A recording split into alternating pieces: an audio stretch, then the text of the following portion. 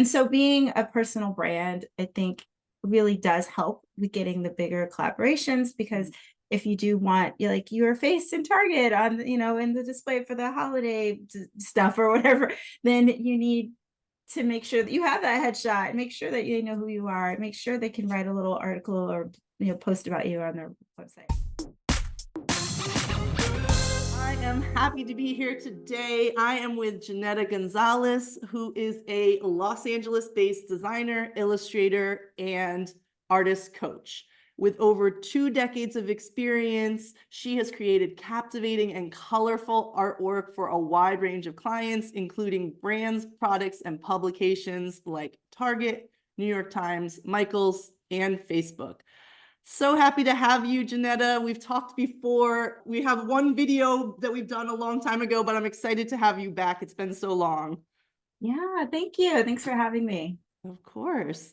So last time we did a video together, we talked specifically about motivation, but today I want to dig into some of the other things that we did not get to cover, mainly some of your background and some of your experience. So to start, can you give us a sort of a brief overview, just so everyone kind of gets the lay of the land of how you came to design art for products?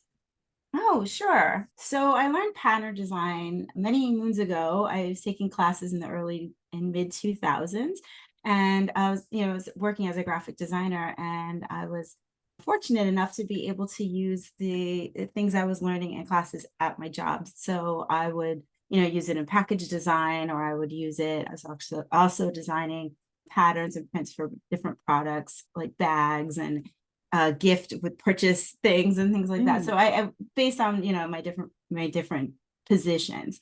And so yeah, so I was doing it on the job as well as I was learning. And then I decided I wanted to start exhibiting at Surtex, the trade show in New York. I had an opportunity to be part of a collective of 5 women. And so I did that, and I did that back in like 2013, 14, and 16. And 16, I did my own booth. First 2 I years, remember I was that with the booth collective. because I Yeah. was there. I remember you had such a cool sign up with made out of with your signature. Yeah. Thank you. Yeah, that booth was, it was a lot of work, but it was great. I really started to really see myself as a brand at that point, and kind of I wanted to come out and do my own thing. So that was really how I started. And then at that point, I started getting deals little by little and breaking into the industry. I love that. That's really exciting. And I love how your previous career, you had the opportunities to learn about it and really apply it, because, we think of surface design, people who have gotten into surface design, separate graphic design from surface design. There is obviously there is a difference, but you started your career as a graphic designer and you did get some of those opportunities. How do you think some of those lessons that you learned in your staff positions translated as you built your own brand as an independent artist? Oh, a lot of lessons, lots. I mean, as you know, when you work in house, you're working with teams, you're working with different personalities, different projects. So there's so much learning involved. And I worked several different places, from advertising to I worked at Mattel as a Barbie packaging designer. I did the gift with purchase product position. I was a textile designer for a little while. I've done a lot of different things. So I would say definitely, especially when I worked at Mattel, I really, really leveled up there, because you have there's so much responsibility. I was a senior packaging designer. So I would say, just learning how to do factory work and working with teams, large teams of people to get a product done and to deadline and to the store. So there's a lot of getting scrappy and being resourceful. I also had to hire vendors. I had to do photo shoots, art direct them, help select the talent. Sometimes you'd have kids on the back of the packages. So, I'd get to go through the sheets and look at children models, which is kind of fun. And, just work on the sets with the stylist, and like just make sure everything is to the vision that I see it and that works for the product as well. And also understanding how to design for retail, which was a big part of that job too. And just, how the assortment looks together and how it's going to, be on shelf and all of that. So that was a big, I'd say a lot of learning that Mm, happened in a very short amount of time. She was only there for about 2 years. And just having wins and and all of that, just building my confidence and I like, love you know that. what, I could do this. I could do this. I love that. Yeah, I mean, I also have a background in working in-house as a designer, and I work specifically as a textile designer, doing surface design, doing art for products. But Mm, I mean, what a whirlwind of lessons as well. Like, certainly the art, clearly I'm working on the art, so that helps, learning Illustrator and mhm. Photoshop, like the back of my hand and Yeah. all that. But Yep. all the things that you're talking about, one specific company that I worked for, my second job of three, it was a small business that did a lot of home textiles. And I worked in the tabletop division doing, table linens, but they had kitchen, Hmm. they had bath, they had bedding. And I got to see it all up close, sometimes help out on some of those projects when things were overloaded or whatever. And we get to style the showroom. So some of those things that you were talking Nice. about of like, Yep. I mean, I didn't do photo shoots and stuff, but yeah, like going Yep. shopping for product that will match your product and show it off, and how to like Yeah. arrange things so that things look really beautiful or very Yeah. clear. And like those types of lessons definitely stick with me as a brand as well. And it's not my expertise. I'm no, but it's definitely those lessons can be so helpful to remind you how to merchandise things and how to show off your art to people that need to see it. So I love that. Hmm. Hmm. I love that. Absolutely. Definitely learned all of that too. And be able to see it all together, right? And the vision of it. Big I think picture. that, Yeah, yeah, I love that. absolutely. So, as a creative, I think we've talked about this before, but you do a little bit of everything. Besides surface design for product, you do, I've seen editorial illustrations you've done, book illustrations, and we often hear as advice, choose a niche. I personally say choose a niche when you're getting started, especially because it can be hard to get into a business, one business versus 10. But Mm. did you ever have one specific focus, or have you always been multi-passionate? How do you develop the skills to be doing all these different things, I guess, is really the question. Like, how did you get into 10 things at once? Or maybe it wasn't at once. That's, I guess, can you speak to that? Yeah, yeah. I guess it's interesting how it looks to other people because I guess to me it doesn't it doesn't feel that way. It doesn't feel that way. But no, they weren't all at once. No, no, no. It never is. It's kind of just going where where the wind blows kind of thing, but for me. And no, because I've been making art for my portfolio I did a trade show in 2018, 19. I did Blueprint in San Francisco and I was going there to exhibit at a table. And I was doing getting my portfolio done. And, that's doing a trade show is a great way to get yourself to do a large body of work very quickly because throughout the Yeah. year I don't do that kind of work, that amount of work. So I was posting it a lot online and social media, and it got the attention of an illustration agent. Mm. That was not my intention. I was going to a trade show for surface design deals, and then now I'm like, oh, this sounds cool. And it was something I was considering, like working on a separate portfolio for that too when I was done with the show and everything, because that was also on my mind. So I don't know, maybe I manifested that because I was like, oh, I'd love to do, art for books or art for, I don't know, for ads and different things. And they reached out to me. And so it was just before the pandemic started. And I actually had a couple of opportunities with them, and then it just poof went away Mm. right away. And my first jobs, I guess I would have had, and they were going to be amazing. Mm. And then, but then, right about 6 months later, I started getting work, and then I got a project with the New York Times, and then I got some other ones. So it was just really, really exciting to work with them. I did some portraits that went in books as well as a coloring book. I did some illustrations for that. And I did some ads as well and some editorial things. So that was really great. I'm no longer with them, but I did have like a nice run for a little while. And that's kind of how that happened. That was probably something I would have pursued on my own at some point. And I did realize that I needed more editorial design in my portfolio. It is something to think about. Like if you want to break out into that, you do have to have more people or do more scenes or show more, Yeah. more Yeah, it really is a conceptual different work. a different thing. That's Hmm. something people maybe get confused about. But yeah, it's like surface design is mostly, it's decorative and it's for products. So that's why we often see flowers and we don't see a Right. lot of people. But when you start talking about editorial illustrations, it's to tell a story. It's to go along with a magazine article or whatever. And Hmm. often, yeah, you do have people and other type of things like that. Yeah, it's a lot more conceptual. You have to bring the headline to life in a visual. So it's a whole different, it's a different way of thinking. And so yeah, I had to learn kind of on the job doing that sometimes too. And then I got a children's book opportunity as well, which was like, whoa, this is a lot of drawing and a lot of people Yeah, I and know. I am all not the interested. things I I usually will do. say you're not gonna find, I mean, look, if the right opportunity comes along, but for the most part, that is not something that interests me because it feels Yeah, like no, extra I work. get it because I didn't know if I could even do it. And Mhm. the opportunity came like me, why am I saying me for this? I don't have examples of my portfolio. I had a few drawings of people and I had a drawing I had made of me and my mom making apple pies when I was a kid and they saw that and then all the other stuff I did had to fit the theme of the story with the plants and the flowers and they, they asked me to do it. So that was really a big challenge for me, but I'm glad I Mm. did it. And I learned so much. I mean, it was children's book illustration boot camp for me for 5 months. It was just, Yeah. learning how to do it on the job for sure. Imagine. But yeah, so that's kind of how that happened and how I got into, I would say more editorial or book.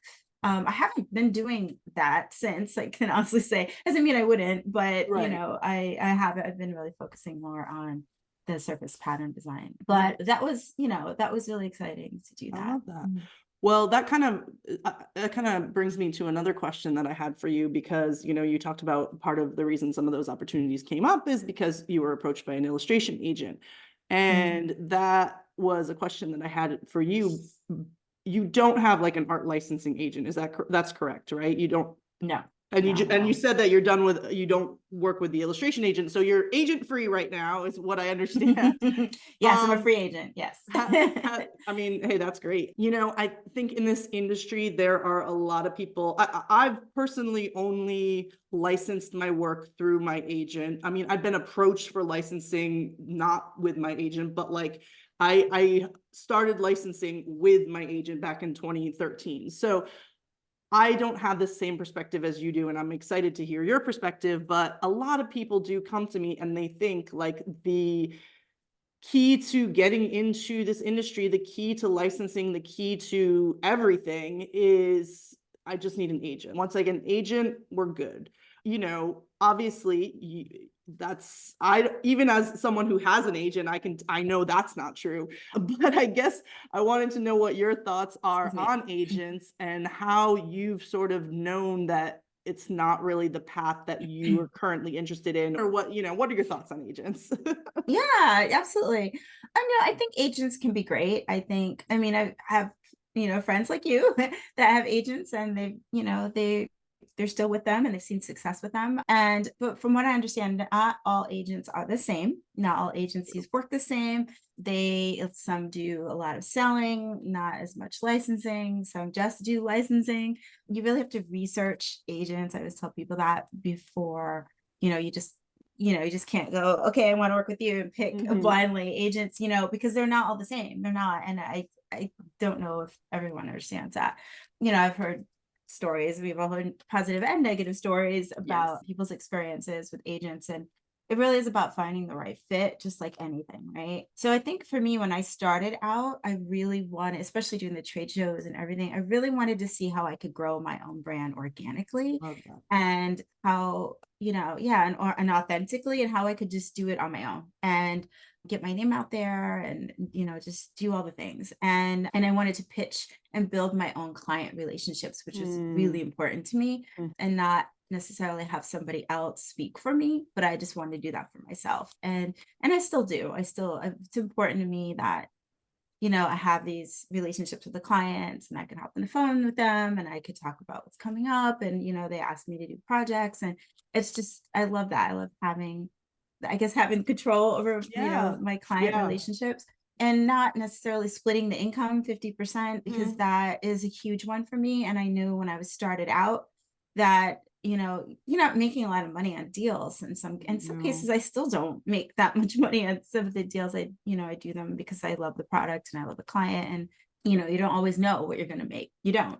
So, being splitting a $600 royalty, it was like, or a $300 royalty, or even a Right, right. $100 royalty, it's like, oh my gosh, at that, especially in the early days, it's like, I need all this money. I need All every get dime all that to yeah, yes, that's totally fair, of yeah. course. And it's like, and I was freelancing. I had left my full-time job in 2009 and I went off freelancing on my own. And so at that point, I really, I was freelancing doing other things, but it's like every dime I make, I need to keep, and the idea of like having to make that up somewhere else, there just wasn't enough time, for Yeah, me to no, work all those hours to figure that out, the math out.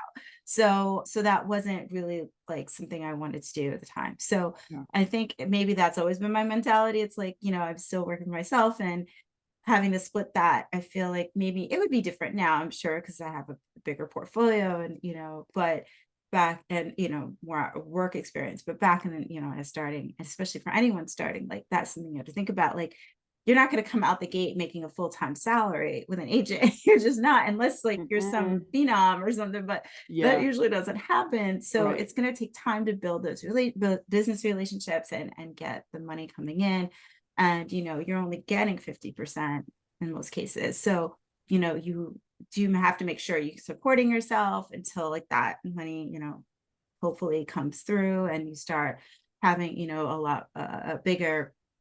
a bigger career with your licensing, so, or your surface design, whatever that looks like. Right, right. Yeah, so there Yeah. is, there's some like math involved here. You got to look at your finances, you got to see, Mm, if this is something that you can afford to do and have somebody work for you in the meantime, until you got to do your own thing, until that like takes off. yeah.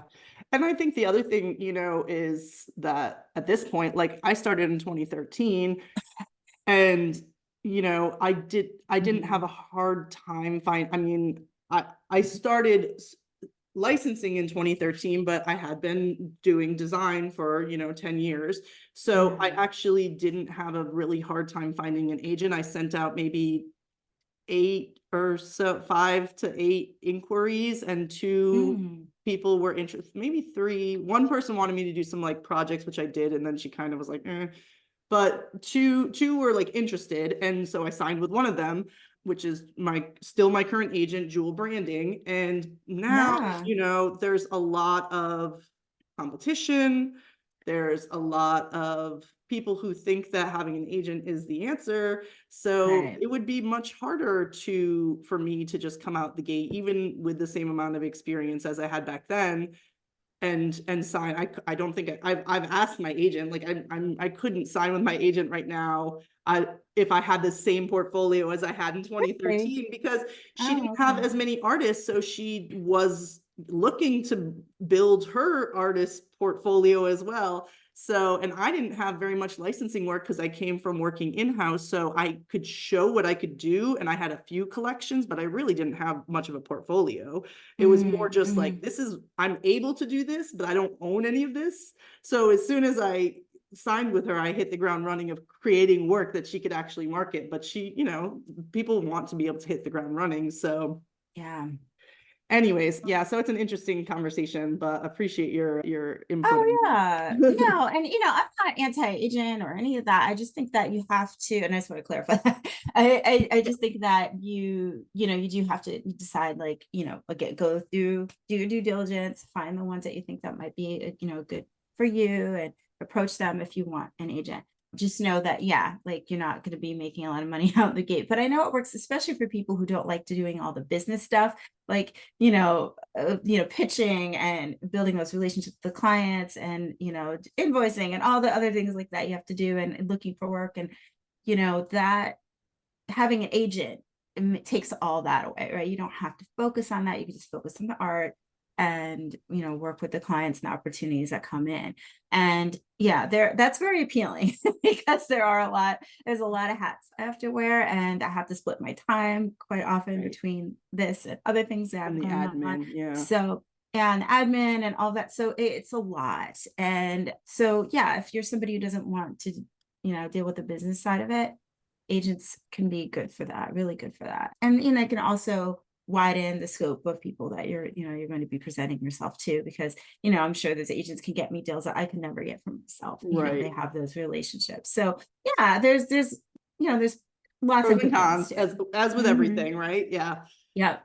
Yep. Um, so one thing that you and I have discussed privately is how there is often a lack of representation in this industry. And if you Yeah. base it purely on the voices that are like the loudest, you might think that surface design and art for products is all straight white women in their early 40s like me. I'm Okay. obviously no exception to this rule. I know this. But can you tell me how this has become a motivator to your work? Because that's kind of something you have said to me, that this is part of your why. So I'd love to hear more about that. Yeah. Yeah. So I would, I understand. We do talk about this, and I feel like I would say there was a bit of a lack of representation.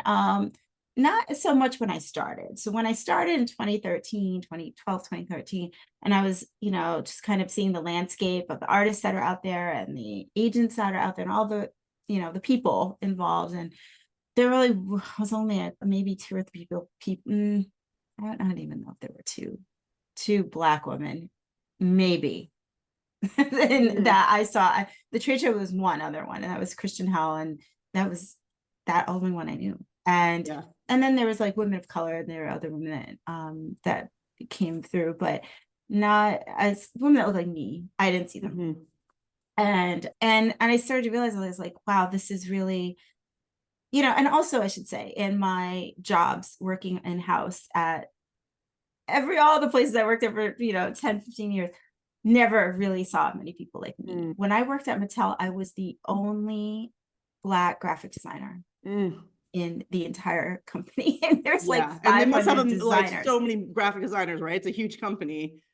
Oh yeah, I was Yeah, the only yeah. Black one. And I mean, there were designers who did other things, like doll design and other things, but not, or product things like that. But on the graphics or the art, the packaging side, that was honestly, I was usually the only one or one of two or three at my jobs. And that's a bigger topic. Yeah, but that but but I see, takes but its toll, yeah. honestly, it really at the time, and especially back in 2013, this was kind of the landscape of it. And I was not seeing myself anywhere. And when I got into the trade shows and started getting into the industry, I was like, you know what? I need to let other people know that I'm here. Like, I need to be visible. I Mm, need to, because I don't know if people are coming into this industry because they don't see other people like me, or if they don't, they don't feel like it's for them, or they don't know, they just don't know. They don't have the awareness. So I really took it upon myself to just kind of put myself out there as much as I could. mm, I wrote articles for blogs. I talked to anyone that would, I would just be visible. I would go to creative conferences and I would speak and do, roundtables or whatever, just anything I could do to let people know that, there are Black women creatives like me who are in the graphic space or in the surface design space, and we're out here doing it. And it just, and I know we're out here. It's just there wasn't, mm. I just couldn't find them. And especially then, like the Right. internet wasn't what it is today. You couldn't find Exactly. as much on there. So it was even hard to find surface design inspiration. And I mean, there was like nothing online then. Right, So right. yeah, so it was just a lack of in general, but I really just wanted to make sure that, I could, and I could just be there. And I hear that still today, like, oh, I'm so happy I found you. I didn't know, there was more of us, or, it's nice to know that you're out here. I hear these things all the time. And that feels good because, I representation is so important, and knowing that, you know, it's not all, like you said, the same for people who are doing it over and Mhm. over. And there are, there's a lot, like you said, the loudest voices are the people, that, are very visible, make sure they're very visible. That's great. And I was like, well, it's time for me to do that too, I because love that. I'm here. I'm here, You're and you can here. be here too. Mhm. Yeah, I'm out here, and you can be here too. You can be here too, just like me. Yeah, And that's, I'm told, is inspiring to others. It's, it is. they feel encouraged. They feel now that they can take those steps to, pursue their career and be creative and whatever that looks like, because, they saw me out here doing it, and they know it's just not the same people over and over again. So I really just try to be as, and more. And actually that's something I'm working on, just being more visible too. I think it's important. Yeah, it definitely is. And I love that. That's what a great, I love how that motivates you to like, I'm here too. Like, I just love that. That's amazing. Yeah. One thing I feel I start all of these things of here's some great things about it. Well, another thing I really admire about your career is that you've had some pretty big name collaborations. One recent example was last year you had your art on clothing at Target with your name on the tags, all Miss Janetta Gonzales up in here, which I was like, wow. Yeah. You know, connecting with big clients is not an easy task, and I'm curious, Mhm. how you've managed to do that, or if you have any strategies or tips on that type of work that you've been able to achieve. Yeah. Strategies and tips for getting with big clients. I would say definitely work on your art and your brand. Now, I think this is really a conversation about being a personal brand, Mm, because I think that's how you're going to get noticed. Like mm, if you notice, like if you want, like I had my face in Target, I had my face in Michael's literally at the same time. So I had a display of my face in Michael's for Black History Month, and then I was part of the I guess the group of people, the designers that they had worked with for the Black History Month collection for Target.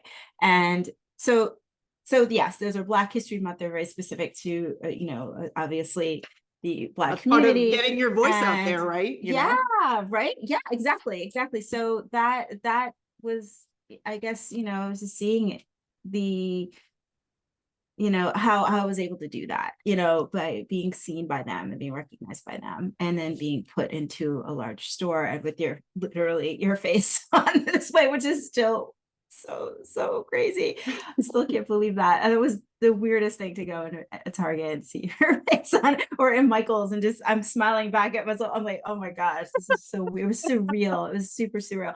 But it was exciting. It was so exciting. I would say yes, being a personal brand has a lot to do with that, because I was a face of my brand. They ask you for headshots. They want you, your name on there. It is all about you and what you do. And they want a bio. They came to my house and they filmed a whole video with me with Michael's. So that is I think really when the essence of being a personal brand. Yeah. If you are being asked to be videoed and talk about yourself, and you need headshots and pictures and bios and all of that, you're a personal brand. And Yeah, you sure so are. And I think, wait, yeah. I'm sure you have more, but I wanted to say that I think that's a really, really important point for some newer artists, because one thing that I Mhm. do see for artists, and like, you don't have to be like an influencer necessarily, but one thing I see for artists, and I always like kind of correct them if I can, is Mhm. putting, an avatar or their art as their like about me or their profile picture or whatever, because Mhm. hey, I'm an artist, so I'm going to draw a cute little picture of myself, or I'm going to just put a flower as my profile picture or whatever. Yeah. But I'm always saying, like, no, you need to be connecting with clients. People want to connect with a real person. No matter how great your art is, at the end of the day, it's Oh yeah. relationships that make everything. So you need to have photos of yourself. You need to have on your website a picture of you doing the work, or a headshot or whatever it is. And it doesn't have to be fancy and a beautiful setup or anything like that, but you at least need your face to be out there, because yeah, it's part of the art, and it's what people can connect to. So I just wanted And to if your brand is your name, I yeah, tell people that all the time, because when they make a decision like, okay, am I going to go under like a name, like a yeah, cute like name, or some am sort I of going to be studio name. me? right. If you have a studio name or if you're you, it's like, if you decide to be you, then you need to decide to be you. And you need Mm. to put your face out there. You need to make sure that it's on your website, it's on your Instagram, you're taking, your face is being seen in your posts. I love Even that. if it's a side of you, if you're shy, you can be shy, you could do that, but I think you need to humanize your brand, and you Mm. need to let people know that, you are the artist behind the work. And if you decide to go under a different name, I still see people do that, but then they end up being like forward facing and very, very much so. And it's like, you could have just done your name, but that's fine. The names are usually very meaningful to them, and there's a reason why. Yeah. But I think you have to make that also, like, I think I don't even think it's a decision you have to make. I think you just have to do it. I think it's just like, Mhm. and especially now, if you want to be unless your art is so extraordinary that people just know you for your studio name and your artwork, then that's one thing. Then we know who you are just by looking at your work. Mhm. We Mhm. don't really know you, but we know your Mhm. work. But that takes a And while to build, right? yeah, So I feel like, right. it takes years to have that like super recognizable brand art, even if like I don't know what Yes. Lily Pulitzer looks like, for example. I have no idea what that woman looks like, but I obviously know her artwork. But that took what she Right, started right. 60s, like, Yep. it's time for that. Yeah. So I know that's something I tell people to when I coach them, like when they're starting out, like you need to decide, like, do you want to hide behind a studio name, or do you want to have a studio name that you show your face once in a while, or do you want to go all in and be you and you're in the name of your brand? And there's you do have to make that decision. But even if you're shy, you can still find ways to show up, and so being a personal brand, I think, really does help with getting the bigger collaborations, because if you do want like your face in Target on, in the display for the holiday stuff or whatever, then you need to make sure that you have that headshot, make sure that you know who you are, make sure they can write a little article or post about you on their website or whatever it is, because they're going to do that. They're going to put your Mm. face on there, and they're going to, whoever you work with, so if you do want to just draw the little picture of yourself, that only goes so far. And if Yeah. you want to just be an artist that makes art for the marketplace, that's so totally different.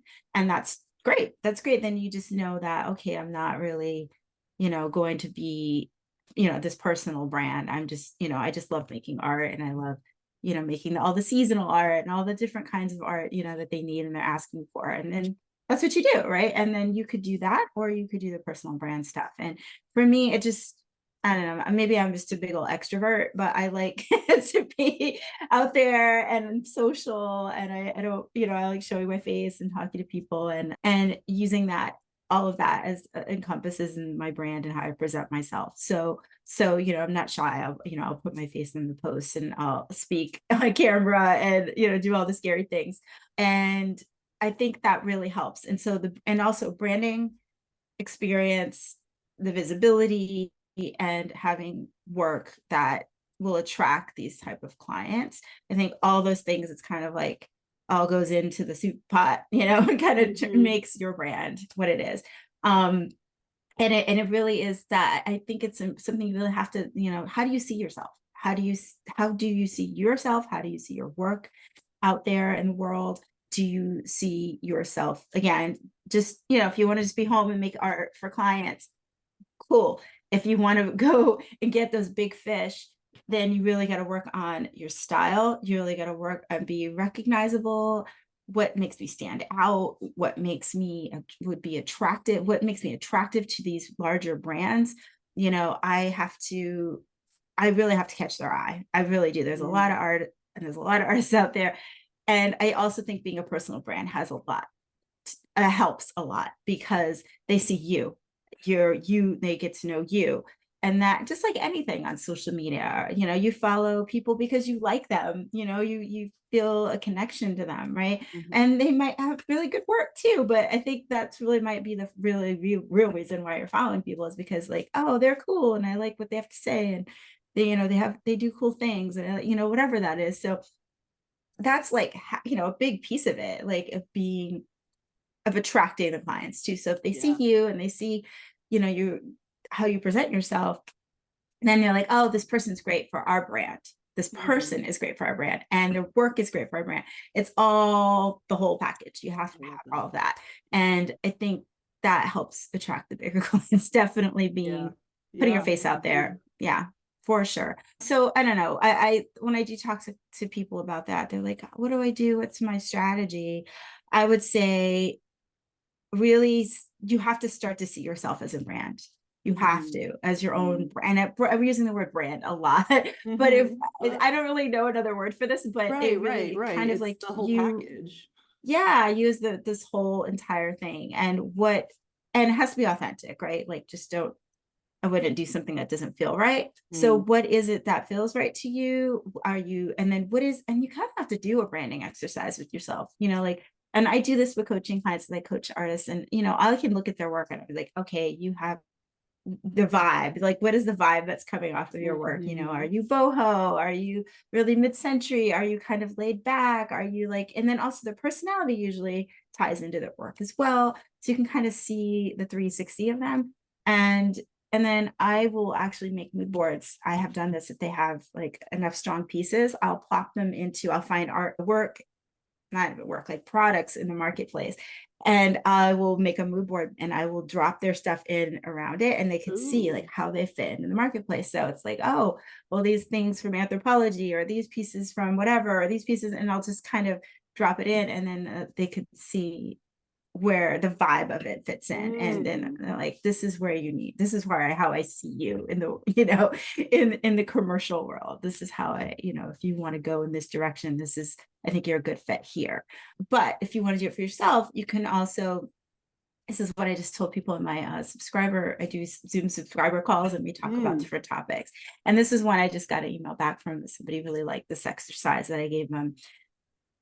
If you had your own store, you had your own store, like it could be a little boutique store, what would it look like? What would all the items in there look like? What would the vibe of the store look like? What would the furniture look like? What would the colors look like? What would the signage, the fonts, just all the visuals, what would that store be? And what would these products be that you'd have in the store, right? So if you could make anything, collections of things, would you be doing, home decor stuff? Would you be doing gift? Would you be doing all the above? Would you, I don't know, do you do children's clothes? Like, what is your vibe? What is your thing? And would it have like would it have like a boho look to the store? Would it have like a mid-century vibe? Would it be vintage? Would it be eclectic? Like, who are you? Like, how do you decorate your home? What would that store look like? Right. So if you could bring yourself to life into a store, everything about you, your personality, the colors you wear, the things you're attracted to, the decorative stuff you like, and the products you'd love to design for, what would that store be? Now, if the store is too big of a vision, because sometimes they're like, I don't know, then too many choices. Too many choices, right? So we'll bring it back a little bit. If you can go there, go there. If you can't, then my next part is, think about if you had the end cap in Target, or which is like the end of the aisle, which has a little sign above with the products on it. What would that look like? So maybe you have shelves in the store. What would that look like? What would the signage look like? What would the products be? What the colors, the vibe, blah, blah, blah, blah. So maybe you just start with a smaller assortment of things, and imagine what that would be. And then you can take the leap to the store after that. But even just imagining these things, whether it's products that you sit on the shelf with, like in the mood board that I do, or just imagining yourself in the stores, and what stores would they be in, right? Like, and that's another thing to think about too. Like, if you do have all these product lines and you have your own store, what other stores are you selling to? So, if you are this big brand, big brand, who's buying it? Who wants it?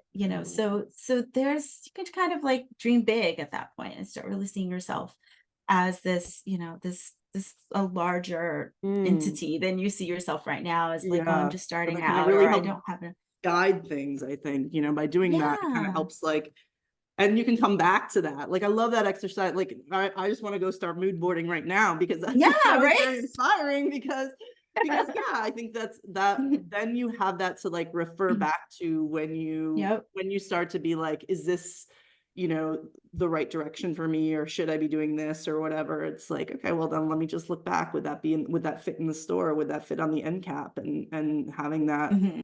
that really could be a great guidepost. I love that. Yeah, thank you. Yeah, and also when the woman who wrote me back in the email, she's like, "This is great because it gives her a checklist, a visual checklist of things." And I thought that was a really nice way to put it, of things, items and products and things that she could be making for herself. And I tell people, make it for yourself. Don't wait for the clients to come.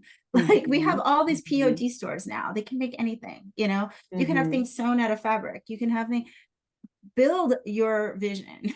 Just go and make, if you have a little extra money, go get yourself some things made, or online, or on Redbubble, or wherever you go, and Spoonflower.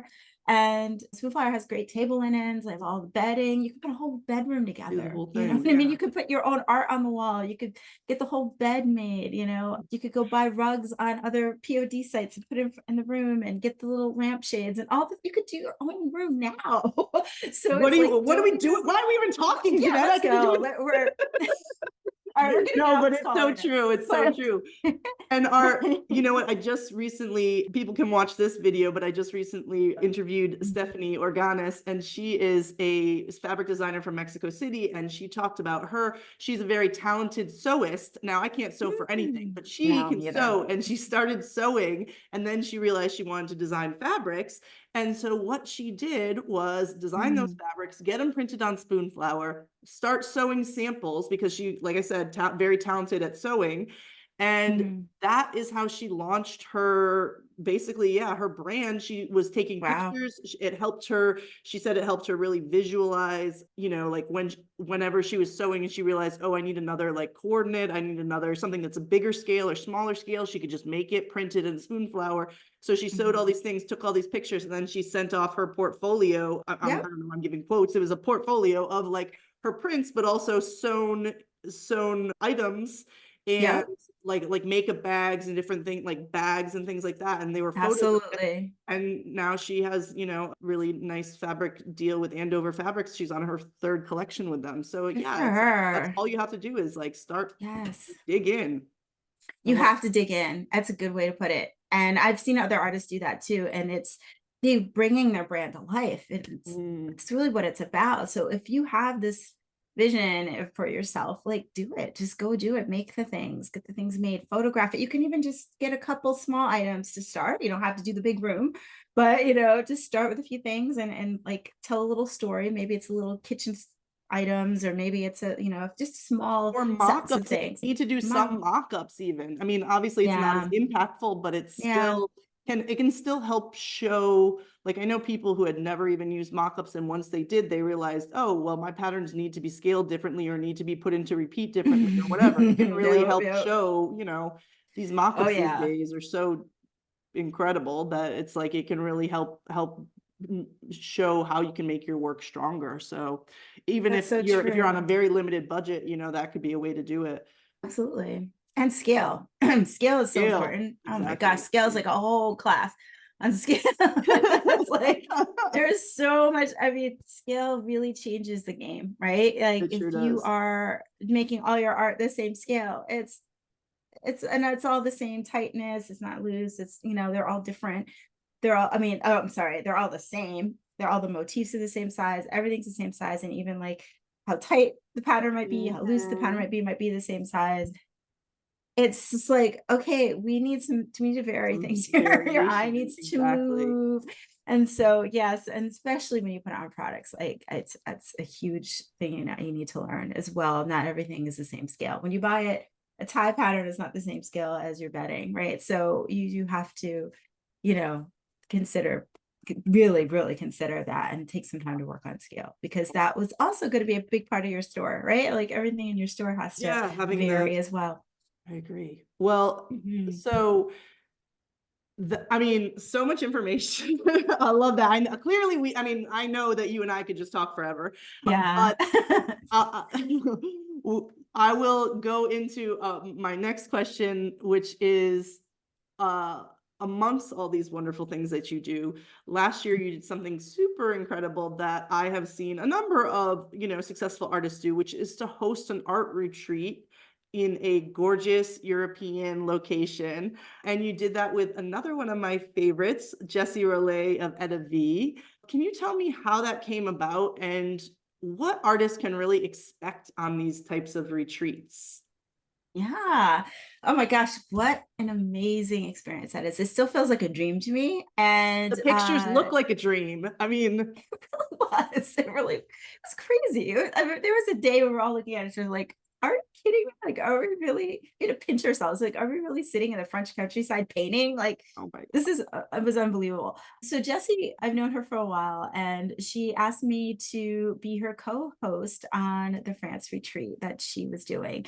And I was like, hell yeah, that was a instant hell yeah on my my end. So we did it. It was a company called Uptrek that we do this through at uptrek.com, and it was great. I think was there 18 of us, 18 women, and including us, and we were in the French countryside painting basically at a chateau that was, I don't even know how old it was. It was like hundreds of years old. That was kind of recreated into like an event space. And there was a converted barn that we worked in. It was like crazy with just the hills all around us. And it was very remote. It was beautiful.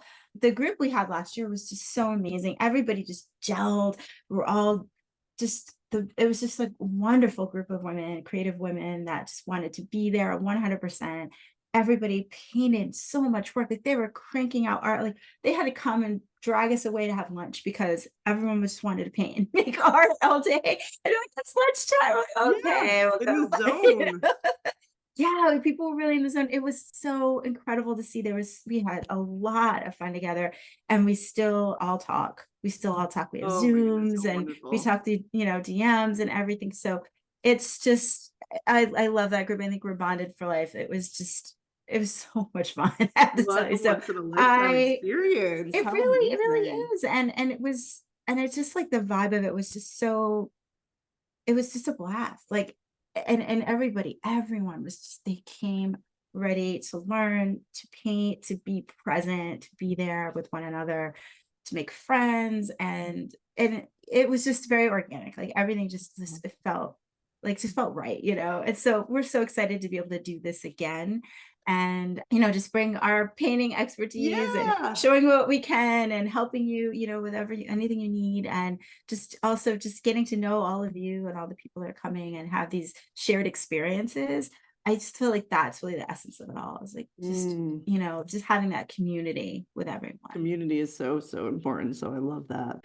Janetta and Jessie's next retreat is in 2025 in Andalusia, Spain, and she talks about the experience here. We're going to be painting almost daily, pretty much, unless it's excursions. You can go and look at the day to day and what we're going to be doing, but it's just going to be amazing. We're going to be teaching you how to paint more confidently. We're going to be giving you exercises to paint loose and free yourself, and also, we don't do like structured lessons, like you have to get these assignments done. Like, no, we give you, we'll do a class with you.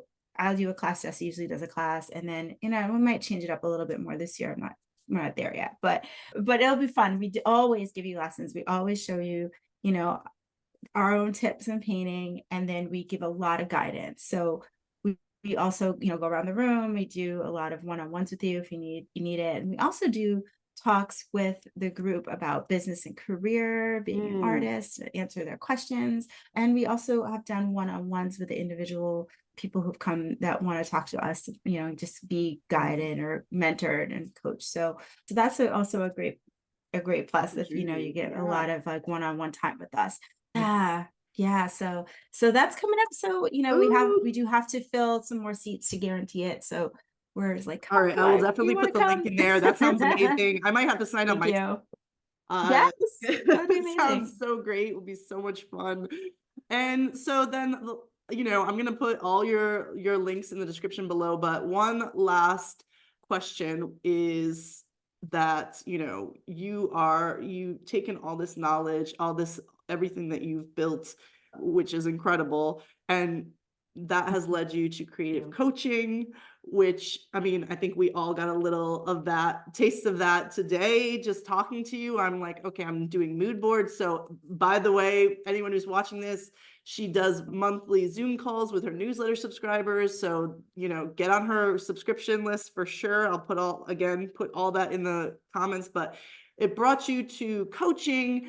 And now you also have a Skillshare course coming out, which will be Yes. available when this goes live. So can you tell us just a little bit about that Skillshare course too? Because, you know, you're dipping your toes into from coaching one-on-one to teaching, you know, a larger audience, and these retreats is obviously smaller. So we're getting into the teaching space more and more. So can you just tell us what's coming up with you?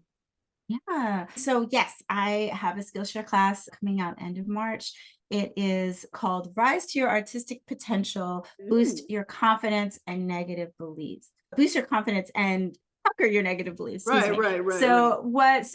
What I'm doing here, it's really just, it is like what I do with my coaching clients, and it's all mindset. So this is a talking head class So with important. a lot of deep dive work that you're going to have to do on, you know, really dive in and do on your own. So it's a like, let's get real class, really is what it is for people who are ready to take their work and their business and everything that they're working on right now to the next level, because they may be feeling they're feeling insecure about things, they're feeling not feeling confident about their art or their work, or they're unsure about where they're going, and all the roadblocks and the issues and the things that happen, right? Then as we're building a business or even just building a portfolio and starting out, right? So I want to help guide you over those speed bumps and get you moving and propel you forward. So, and these are common things that I see. So I kind of distilled it down to 5 common ways that artists hold themselves back in the class. And I'm going to cover each one individually. And then I give you what I call boosters or confidence boosters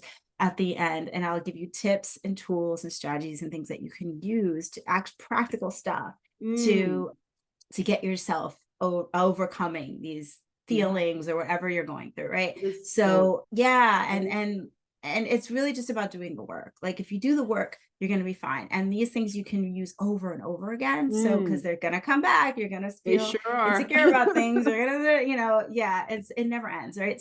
So these are just kind of, it eases it and makes it easier for you to move forward. And also in some cases completely alleviate it, because if you do the exercise and stuff, you're like, okay, I'm over this, you know, I'm going to do this and I'm going to move on. Exactly. It does get easier. I mean, I haven't taken your class, but it does. I am excited to see it. And I will say that is something that I've found with my students as well, is like, I've truly, you know, seen that confidence is such an integral part of building a solo career. You need the art, you need the marketing, and you need the confidence. And that's something I built into my class as well, because it's just so important. So I love that you're addressing it head on with these strategies and giving people a place to kind of banish those negative thoughts and move forward, because it can feel like fluff, right? Like it's not at all, but it can feel like that's, and I say it myself in my classes. I'm like, I get it. You want strategies, like you want to know how to look up an art director, and you know, of course I'm going to teach you that. But even if you look up an art director, you know the exact way to find the right art director that you want. If you have no confidence, you're never going to email that art director. So we need to start with those foundations. So I love that you're digging right into it. Yeah, this is a foundational class, but it's also, but I think it's for everyone. I like, you know, because I use these still today, you know, and yeah, thank you. And these are important. They're important to adjust these things. You're not going to be able to move forward if you're stuck, or if you're frustrated or feeling bad about yourself and your work. Like you're just not going to move forward. And if you do move forward, it's not going to be good. It's not good. You know, you're not helping yourself out at all. So yeah, because, you know, you don't need to be negative and feel insecure about your work moving forward. Like, no, like this is supposed to be fun. I tell people that it really is. Like, you're an artist, we want to be an artist for a living, like, you know, so embrace that, you know, and it's not going to be easy in the beginning, and you know, it's just like anything, any position, any job you have, like you have to learn and you have to grow into it. So yeah, I just saw this, you know, a lot of things like impatience and perfectionism and all the things that we definitely come across.